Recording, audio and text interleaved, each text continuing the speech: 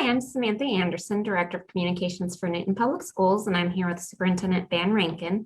And we're here to just go over last night's Board of Education meeting, as well as just any questions you may have about the meeting or about the school district in general. First things first, we did kind of open the meeting with a couple of recognizing a couple of people. They were our Friends of Education. Can you let us know who those were this year? Yeah, Erica Edwards was recognized by Opportunity Academy. Erica has been a part of a community effort to organize and have snacks and other needs of students delivered to Opportunity Academy over the course of the year. So they wanted to recognize her for that. Samuel Lehman was representing Mid-Kansas, English is tough today for me, Mid-Kansas Cooperative. They were recognized, the Mid-Kansas Cooperative was recognized by the Walton Rural Life Center for all of the contributions that the organization, the cooperative, has provided for them this year, which includes delivering feed for their animals and a bunch of other different services that has saved them an awful lot of money and time over the course of the year. So that was really a nice thing that the district historically has done, that we want to continue to do because we do appreciate those that go out of their way to make sure that students in our district and staff are supported. So really nice awards for those two, that one individual, which also represented the group of volunteers, and then the Mid-Kansas Cooperative. All right, and then the board approved a new lease agreement for laptops for the district. What are some of the differences with this new agreement compared to the old agreement, and why did we decide to go in this direction? Well, the biggest difference is it's a lease. It's a 4-year lease essentially. Right now, our teacher machines and a lot of our student machines that are actual computers and not Chromebooks, a lot of them are 4 or 5 years old. Because of fiscal situations over the previous several years, they kind of gotten out of the rotation of replacing new technology to stay on a schedule. All right. So what our original plan to do was replace about a quarter of them, which to replace all of those computers would have been close to $1.3 million, which we don't have that kind of room in our capital outlay budget. So we've entered into this 4-year lease agreement in which we're going to be able to replace all of those. There's actually 701 devices that'll be replaced. And we will pay, $303,000 per year for the next 4 years for that lease agreement. At the end of that lease agreement, we have the option to purchase all of those computers for an additional close to $70,000, or we would roll over into another lease agreement of some sort. So we do have some options there. Obviously, when you get to 4 years in an educational setting with staff machines and student machines, 4 years is not the outer limit, but it's close to the outer limit. You start pushing 5 and 6, you have issues with software and updates and things of that nature. So what we're wanting to do, this allows us to be able to budget precisely in terms of that technology replacement every year for the next 4 years. We recoup a little bit of savings doing it this way, rather than doing like a $1 buyout at the end. But we won't recoup any of that if we were to purchase with that additional like $69,000 if we purchase them at the end of the 4 years. But then if we do that, we're in the same location or the same boat that we are right now, and then we have older technology that's struggling. Because with laptops, you have issues with batteries and things of that nature. And electronics, frankly, they just wear out as well. So it's a good way to get started. That does not include student Chromebooks. Student Chromebooks are a different issue. About 200 or so, a little over 200 of those devices are for student use, and those are in specialty labs at different centers, like for example, at the high school publications, some mathematics courses, some science courses, some shop entities like CAD and things like that. So this is a good way to go based upon our fiscal situation. Kind of excited about that. Okay, and just a reminder, if you have any questions, leave them in the comment section. We did have one question. I don't know all the background, but basically, I think this person's wanting to know why can parents attend sports, but maybe not like presentations in their classroom or something? What's the difference? Well, in sporting events, obviously the venues, we do regulate sizes on those. Like for example, at swimming, we only limit, we limit to a certain number of participants that can be there based upon the size of a venue. So when you transfer that over to a classroom setting, in most of our classrooms, we want to keep those cohort sizes, or the cohorts the same. We don't want to mix them. We want to keep visitors to a minimum. So those spaces are a lot of times, not a lot of times, they're almost always smaller venues. It's just been a part of our COVID protocols. We do plan to change a lot of that with next year. And it's just been a safety measure that's been in place. In most of our athletic and activity venues, there's just a lot more open space where there can be more diffusion of the aerosol particles and stuff. And obviously some of them are outside as well. So. Okay. And then one other thing that we've been talking a lot are those free and reduced lunches, especially with enrollment coming up. Can you just, exciting news, there is going to be an extension to the free lunch program. However, we still should fill out our free and reduced lunch forms and if we qualify, is that right? Yeah, honestly, if we can't make those forms required, and it's not that I want to, but what I would like for people to really understand the importance of filling out those free forms. Really, it goes back, there's two purposes, okay? One is obviously for the individual and the family. You get reduced or free fees in some cases. Like for example, the curriculum fee, what we call the textbook rental fee. If you qualify for free lunches, that gets waived. You can also get free reductions in some of the courses, like some of the secondary course fees.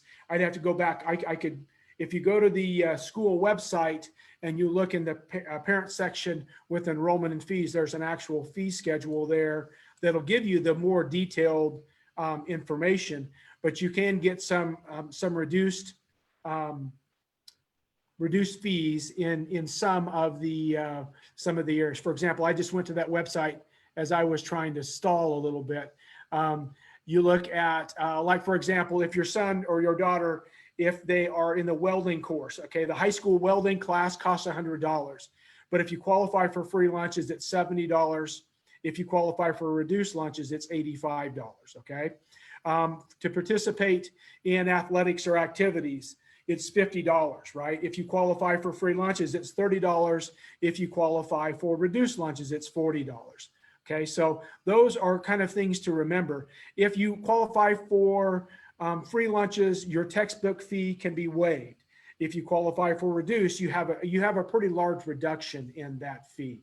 So, and the same thing with technology. For free lunches, for example, for Newton High School and Chisholm Middle, it's $20 for the tech fee, $30 for reduced, and $50 for all students that are not on those free lunches. So that's the thing where it benefits the family, even though the free lunch program is going to be extended next year.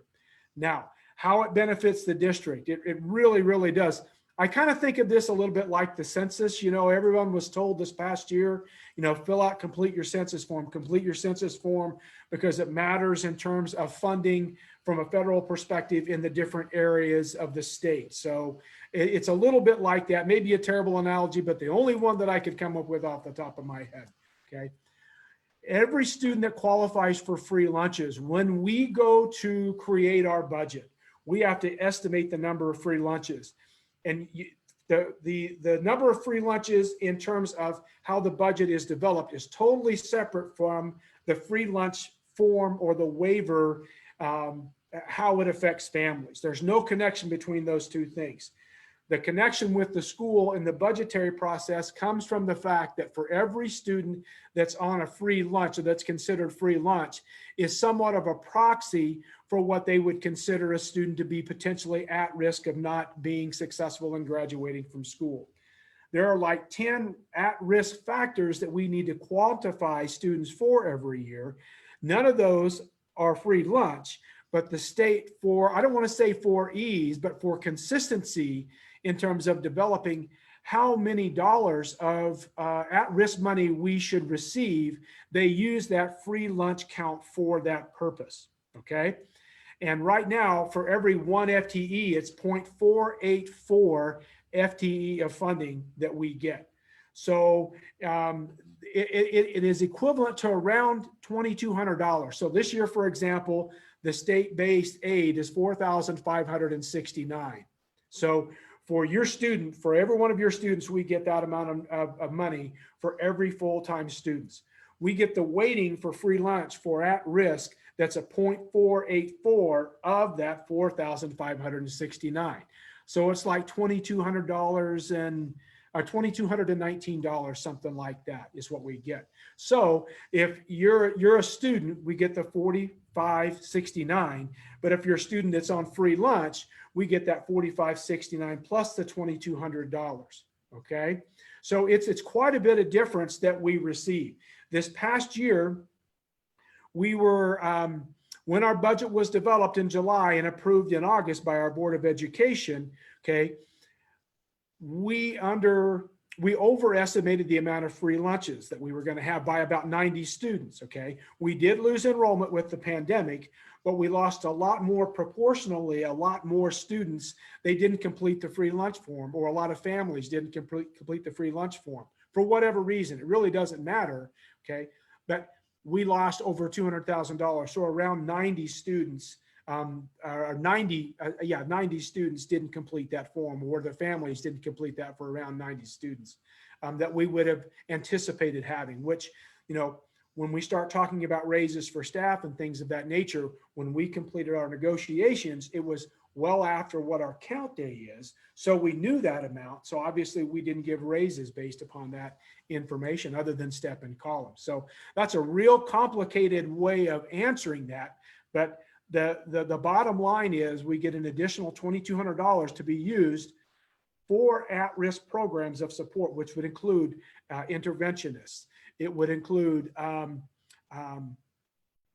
before and after school programs. It could include technology supports, any of our at-risk types of programs. It could include social workers, you know, because we have a lot of regular education social workers, which is not real common in a lot of public school systems, you know, this size and smaller. So we're real fortunate when we have all of those, but we want to continue to have enough funding to be able to utilize those dollars for those purposes. If not, we just transfer more general fund dollars over to that at-risk line.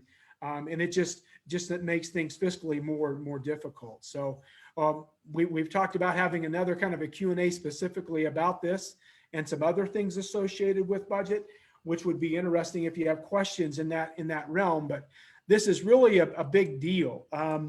You know, and it sounds great on its surface because everyone is going to fiscally, it's going to be better for all parents next year because you don't have to pay for lunches. But if we don't complete that form, you spend a few more dollars on your enrollment. And I say a few, it's a lot.